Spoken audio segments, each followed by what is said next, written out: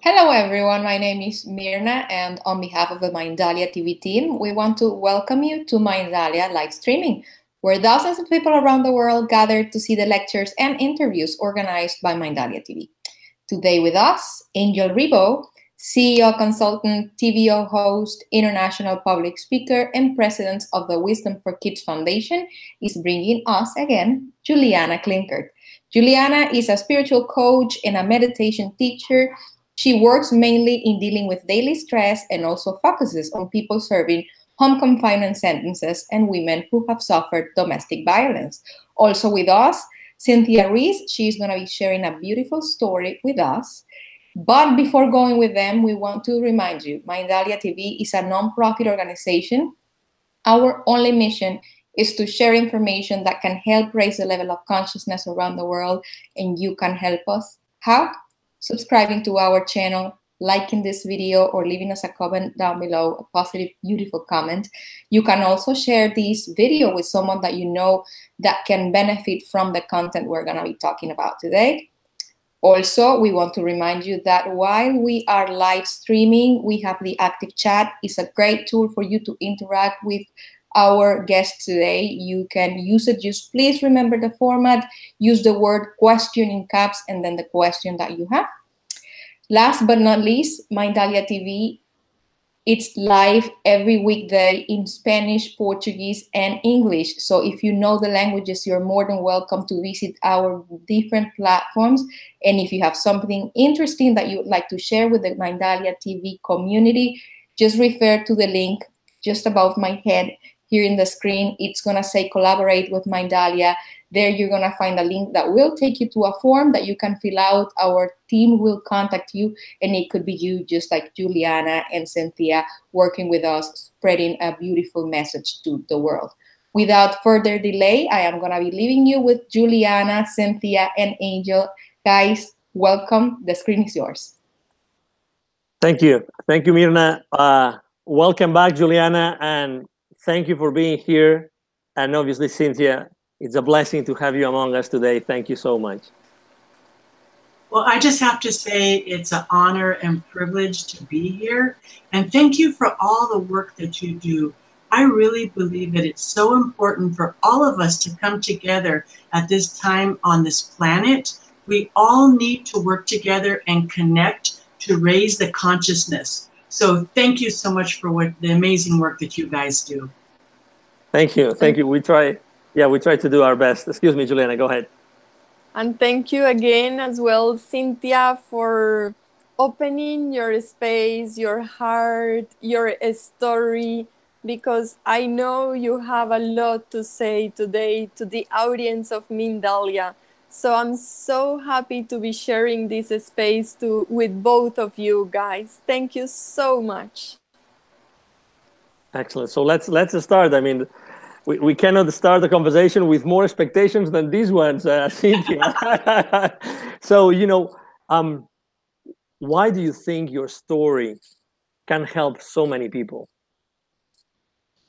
So first of all, let me introduce myself. Let me tell you a little bit about who I am.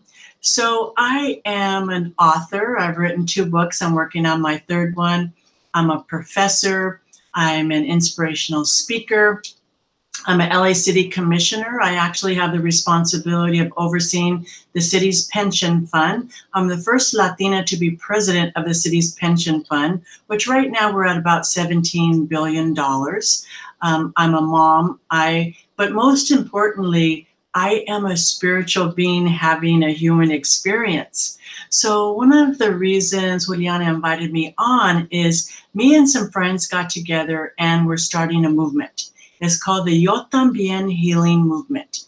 Now, a little bit about my story. I'm a great example of how anything is possible. When I grew up, I'm half Latina, so I'm half Mexican, and I'm half Native American Cherokee. I'm a registered member of the Cherokee Nation of Oklahoma, and I grew up in Los Angeles. And I grew up in the inner city. My parents divorced when I was very young, so my mom actually ended up getting on welfare. So the starting point for me was inner city of Los Angeles, surrounded by gangs and drugs and violence. And now today I'm in charge of $17 billion. So it's been a lifelong journey, and I have to credit everything to two things. First of all, my education, because I invested in education. So I was the first person in my family to go to college. That didn't deter me. And I had my master's degree by the time I was 23. Was it easy? No. I worked 3 jobs. You know, I was really determined to break that cycle of poverty for myself, but not only for myself, for others. Because when you do get an education and you do break that cycle of poverty, now I'm a mom and my son's grown, and it helped him. So he went to college. So it's really about having that education. But so that's one thing that opened the door for me and opened opportunities. But what really has made the difference in my life is my spirituality. So I have a spiritual practice. And so every single day I do 3 things. First, I wake up in the morning and I do my gratitude list. What am I grateful for? And it may be the same thing I was grateful for yesterday. You know, having a roof over my head. I live in Los Angeles, where there's a large population of homeless. So I'm grateful to have a bed to sleep in every night, a roof over my head, and be surrounded by family and friends. So having that gratitude list starts my day out very positive, and it sets the tone of my attitude. I have the attitude of gratitude. The other 2 things I do on a daily basis, I pray and I meditate. What I like to say is prayer is talking to the Creator. Now, I use the term Creator, Great Spirit, God, Universal Consciousness. All those things mean the same thing to me. But I'm not afraid to say God, our Creator. So I feel like prayer is talking to the Creator. And then the third piece of my spirituality is meditation. I feel that meditation is really listening to the Creator. So one part, prayer is speaking to the Creator, and then meditation is listening. And I have to say, meditation did not come easy for me. It took me years to really get to develop my practice of meditation. In the beginning, I would sit down, and then in my mind, I would be doing my list of things to do. I got to go to the market and get milk. I got to do this. I got to do that. We all have that. But I think for me, what really shifted my meditation, I attend services at this place called Agape International Spiritual Center. Our leader is Reverend Michael Bernard Beckwith.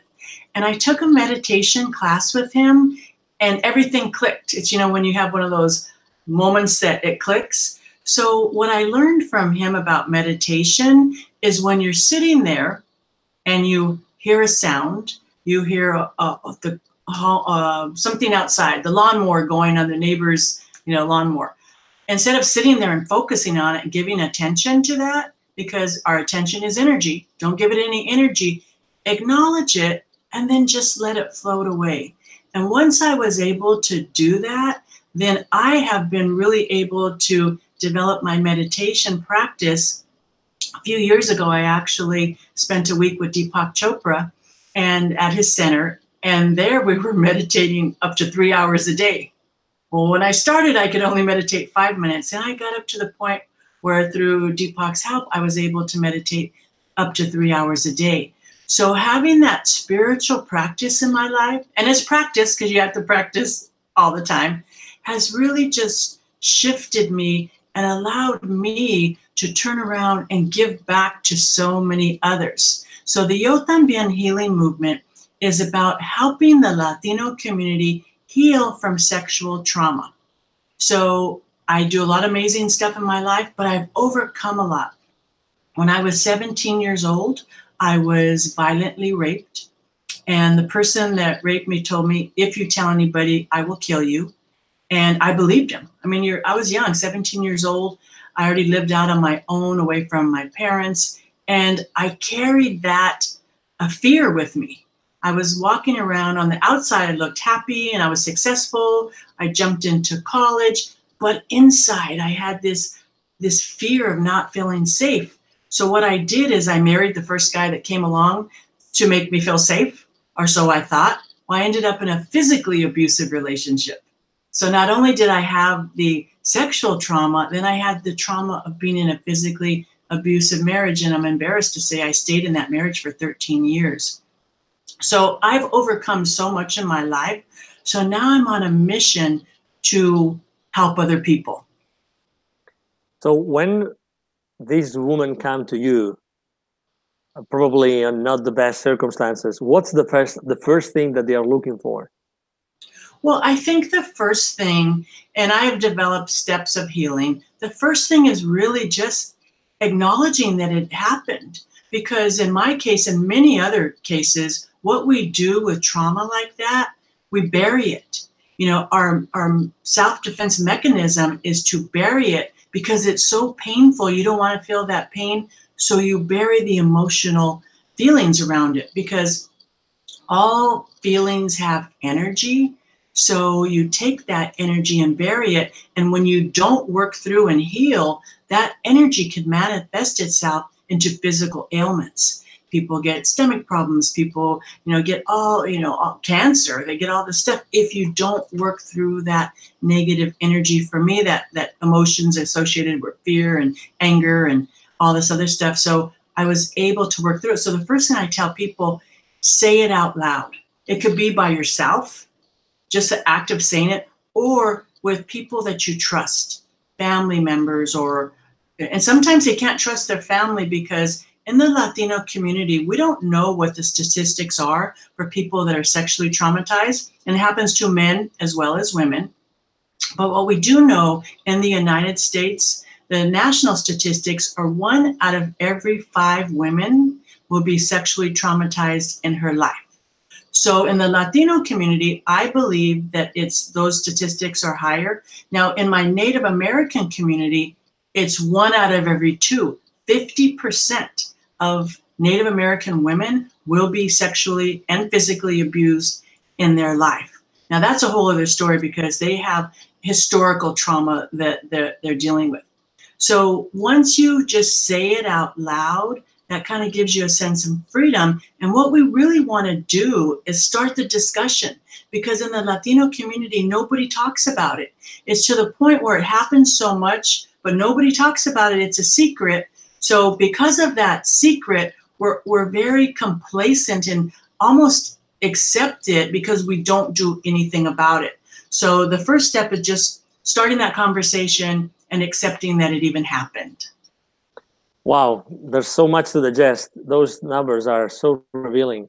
I guess there's some social stigma, right, related to all what you said. But the question that comes to my mind is there a way to prevent all those things from happening? Well, change does not happen overnight. And that's one of the reasons why we started the movement. So when we launched the Yo También healing movement, and Juliana was there, and she actually did a beautiful meditation for us, what we did is we brought the community together in an interfaith way, because we're not associated with any one religion, and we prayed for the Latino community. We prayed for anyone who has ever experienced sexual trauma. And this is the part that most people miss. We prayed for the people that caused the trauma, because I don't judge anybody. I don't hate anybody. Hate is not in my heart. But the people that caused the trauma, usually they caused it because that's what they experienced themselves. They have all this anger and emotions inside because they have experienced. So we prayed for their healing as well.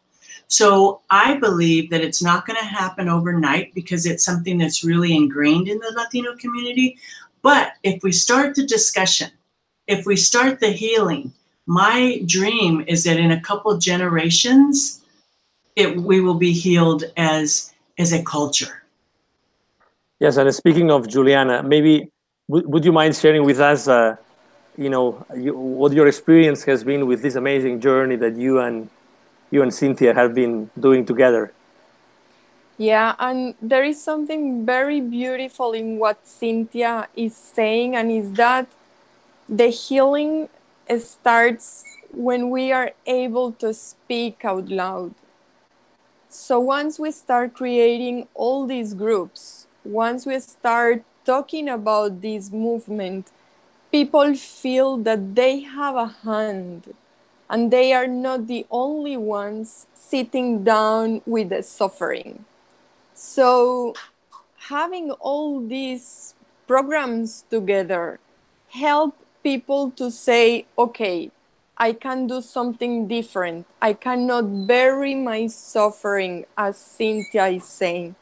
And then I will add the next step, and is when people are able to express the suffering that they lived or the situation that is created in their body, in their mind, the person who received this, please, whoever is hearing this, a lot of love, because there is like a huge disconnection between the mind and the body. So the first thing that we also do in this healing process is to reconnect the body and the mind. And that's why praying not only for the person who received the situation, but also for the person who created the action is so important. So important. So love, love, and a lot of love, not just as a word, but as a sensation. As always we say in meditation, meditation is not a thought, meditation is a sensation. So how are we going to go and be able to come back to our spiritual house, to this body? Is part of the amazing healing project that Yo También healing movement is also bringing to the Latino community.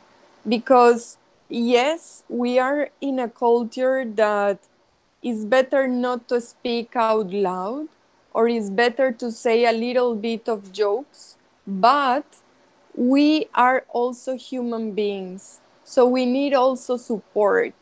So we need also to know that there are safe places where we can talk. So when Yo También healing movement started, to talk a lot online, to talk a lot in media, started to create this space for people to feel that they are held, virtually holded, but they have a hand. So this is why also what we are doing today with Mindalia TV is so important, so important. So anybody who receives this message, who had passed through any of these situations who Cynthia told to us, please, a moment to say to you much love, because I don't have more words at this moment. Thank you, Juliana. With those numbers, Cynthia, it means that literally we are surrounded by people that are suffering. So obviously, what can we do? Any of us? I would say, number one, is there anything that we can do or to identify, to sense these women that might be suffering around us and we don't know they are? Well, the first thing is just start the conversation. People don't want to talk about it because it's a difficult conversation. But I really felt the door was wide open last year with the Me Too movement. The Me Too movement has changed our society forever, which is a good thing. However, I also felt, and I support the Me Too movement 100%, but I also felt that that was mostly people in the workplace.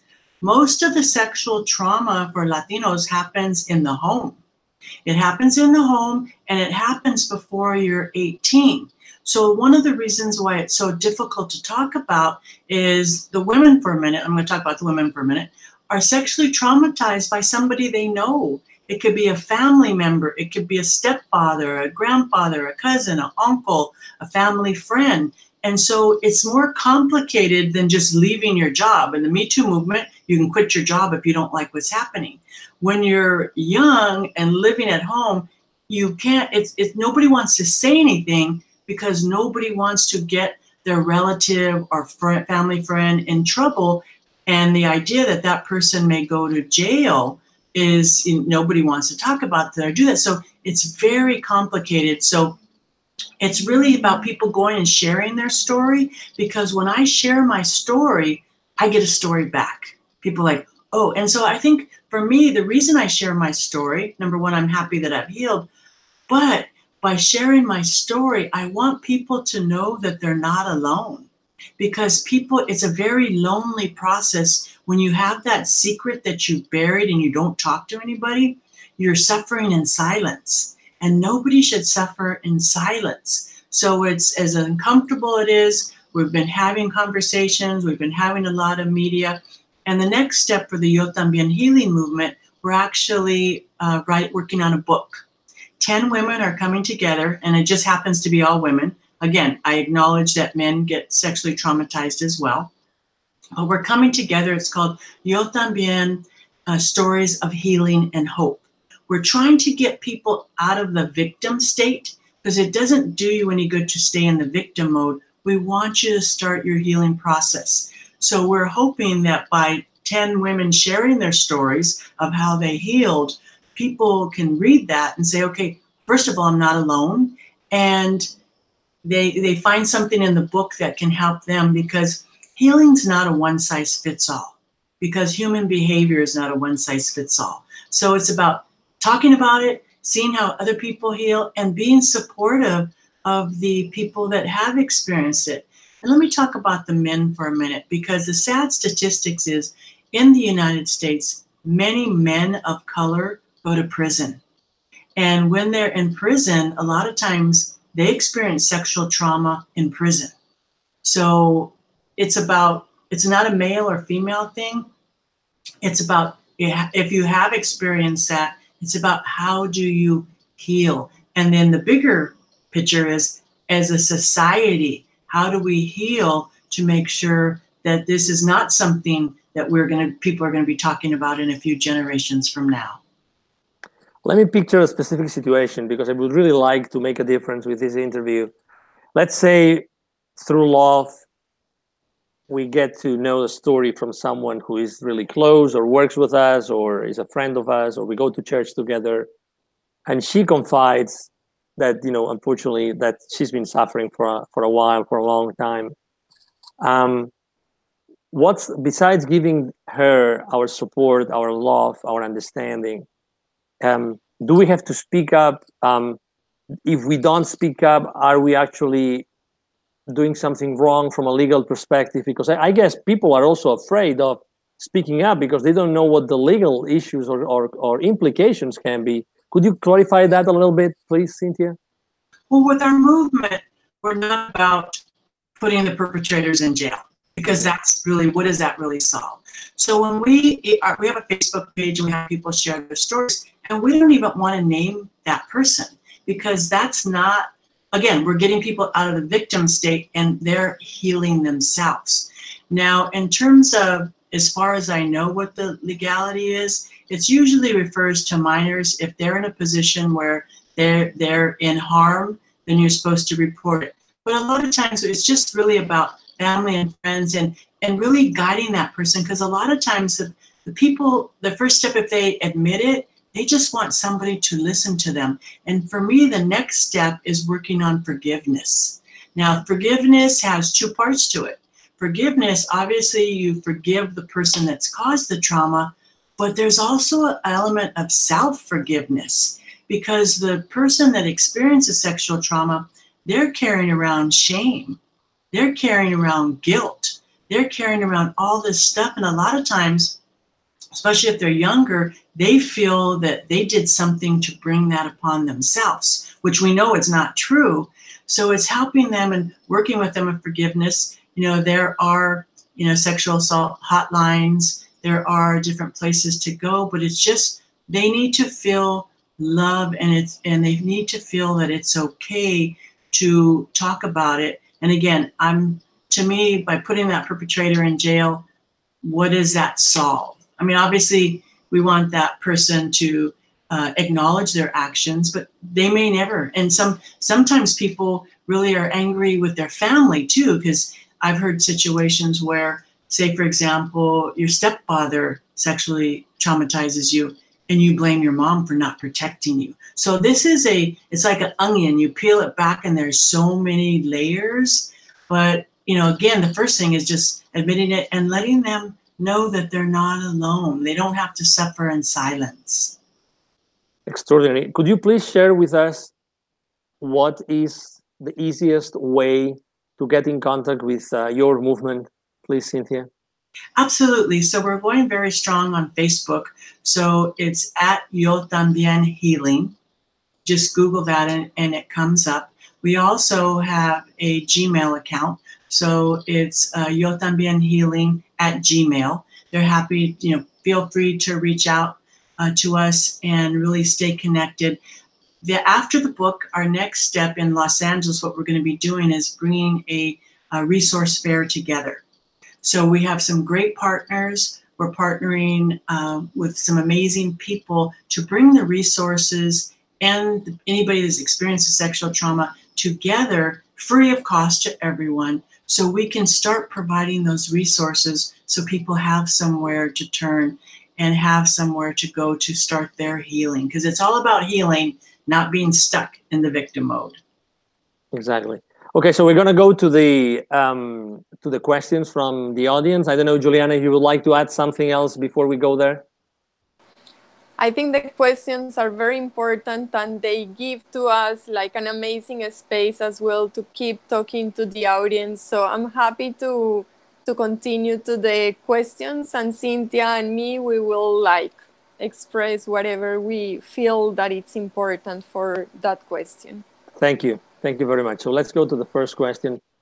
What can we do to forgive someone that has caused so much damage? That's number one. So what I do, what works for me, is I actually sit down and write a letter to that person. Now, they're not with the intention of them ever seeing it, but by writing it out, I'm able to get those emotions out. I write the person a letter, I can't believe you did this to me. It's caused all these problems in my life, whatever. But then at the end, I write, and I forgive you, I release you, and you have no power over me. So once I write that letter, what I like to do is I like to burn it. I use a white candle because a white candle represents purity. So I burn that letter and literally see it go up in smoke. So it's my way of releasing the emotions and taking back my power. Now, for those people that do not want to burn it, you can shred it, tear it up, but it's writing that letter, and then once those emotions are out there, forgiving that person. Now, it may take a few times because, again, this is painful stuff, but it's about starting that forgiveness process of that other person and taking back your power, because the sad thing about it, you're suffering in silence, and all that's in your head. The other person, they've moved on with their life and they may not even remember you. Did that answer your question? Absolutely. Oh my God. Absolutely. Thank you. I want also to share two things that I do in the process of forgiveness. One is when it's something that is so hard, I say, this is not in my hands. I really cannot even deal with this. Please, Creator, or as ever you feel it, God, Buddha, Mother Nature, whatever it represents to you, the divine, please take this suffering in your hands, in your heart, and liberate this suffering and forgive this person, because for me it's kind of very difficult at this moment. And in the other hand, when I feel that I kind of at the beginning deal with the pressure or with the difficulty that I am living with, there is something that I learned in the monastery. And this is a teaching that I learned from Buddhist masters. And it helps me. I will share it with you. If it works for you, perfect. If it's not, like as many options we have. But they used to say, when you are receiving so many difficult things in your life, try to think that probably in the past you did something very wrong to this person. And at this moment, you are having the opportunity to give something good back to the person who is creating suffering. So bring that suffering as your blessing at this moment and try to transform the situation into something beautiful. Become very creative. So I use those 2 steps for forgiveness, and I want to share with you. In case it helps you, please use them. Thank you. Thank you, Juliana, so much. Let's go to the next question. What happens to you spiritually when you are abused as a woman? I'm not sure if what do you mean, what happens to you spiritually? I'm not sure if I understand the question. Maybe, I guess, because when you mentioned that we are we are a spiritual entity with physical experience of body or something like that. I don't know. Maybe it's a very... Right. So I think what happens to you spiritually is really up to you, because it's about taking control of your life. And when we're talking about forgiveness, we live in a world of duality. Everything has an opposite. So a lot of times people feel hate when they've experienced sexual trauma. Well, the only thing that overcomes hate is love. So what you need to do is fill your life with more love. And really, it starts with self-love and really loving yourself. And I think part of the healing process is to understand that you're worthy. Because when you've experienced something like that, then you feel like you're not worthy, you're not lovable. So by releasing the hate, you fill that with love. I like to say that our lives are like a circle of life. And only so much fits in that circle. So as you start taking out that hate, anger, resentment, you leave a hole. So you need to fill it up with something else. So fill it up with love, compassion, kindness. And sometimes when you get out of your own way and go be of service to others, then that makes you feel good. So instead of focusing on the past and what happened, you forgive and then live in the moment today. So the spirituality is really up to you, what you do to it and how you handle it, and realize that that's in the past. Today, I have a choice, and I am going to choose gratitude. I'm going to choose love. I'm going to choose happiness, and I am going to choose being of service to others. And you'll be surprised how quickly your life can turn around. Excellent. Thank you. Next question. Is there an exercise that can be done to raise the low vibration left by trauma and abuse? Absolutely. I mean, we're all operating at certain vibrational levels. What has worked for me is crystal bowl healing. It literally raises your vibration. I had the great experience last year of going to Mount Shasta and participating in some crystal bowl healing, where she put the bowl in my hand and it vibrated to the point where I could feel my vibration, actually raising. So there's a lot of different modalities out there. I also am a big believer in energy work.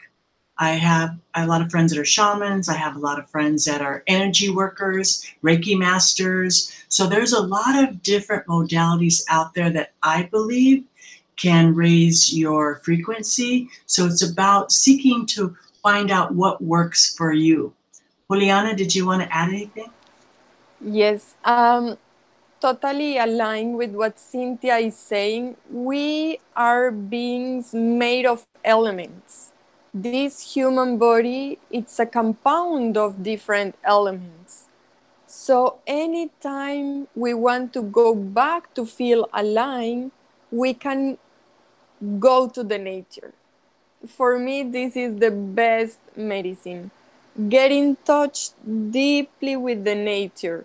Even maybe try to like touch the earth, plant a tree, plant a flower, really like go back to the most simple things in the life, because we need to tune ourselves back.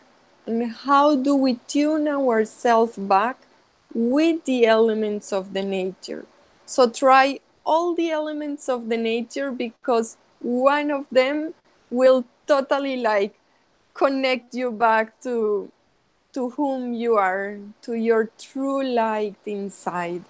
So for Cynthia were the bowls, sometimes for me are the flowers, in other occasions is the water, other occasions is the wind. So try to find in the moment of your life which is the element that connects you.